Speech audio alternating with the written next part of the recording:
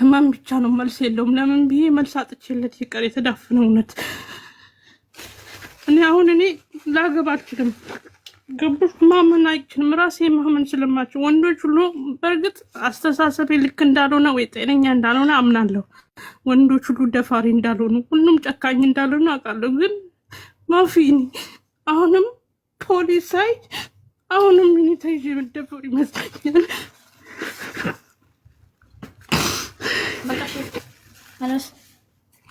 እኔ ነግረታለሁ ይውጣላት። እስከዛሬ ስንት ዓመት አፍነው የኖረችውን ስቃይ ትተንፍሰው፣ ምንም ችግር የለውም።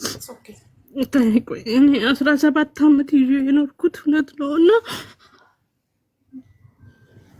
ህመም ነው።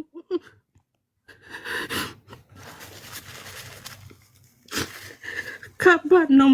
ይህን በዛ ጫማ ላይ የቆመው የተራበ ጉዳና የወደቀን የተገፋን ፍትህ የተነጠቀን በተለይ ደግሞ ከህመም ደግሞ በአመሹ ሰው እንደመከዳድ እንደ ባሪያ ተሽጬ ስጋዬ ተጠናውተውኛል እና ከመደፈር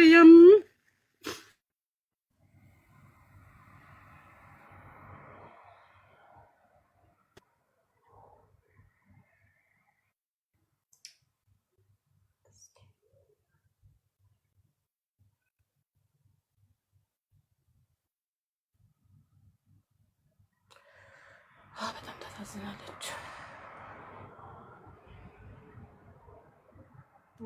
እስኪ ተደወለብኝ ነው ችግር የለም እና ከባድ ነው።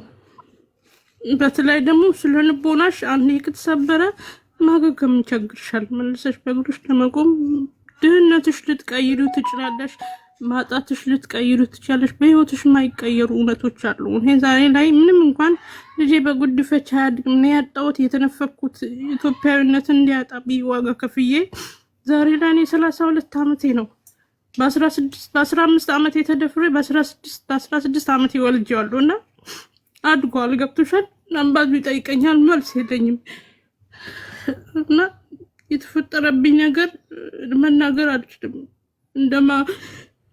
ቤተሰቦቼን አያውቁም፣ እህቶቼ ወንድሞቼ በቤተሰብ ታጥሬ ያለው እናቴ አታውቅም። ታንዛኒያ ያመጣሁት ነው ይመስላቸው። አሁን ላይ ከባድ ነው። ነገሮች ልትቀይሩ ትችላለች። አንዳንዴ ሰዎች እንደዚህ ናችሁ ስላሏት አይሆን ለራሳችሁ ኑሩ እህቶቼ። ብዙ ጊዜ በወንድ ተደፈርን፣ በባል ተካድን፣ እንዲህ አይነት ነገሮች ተፈጽሞ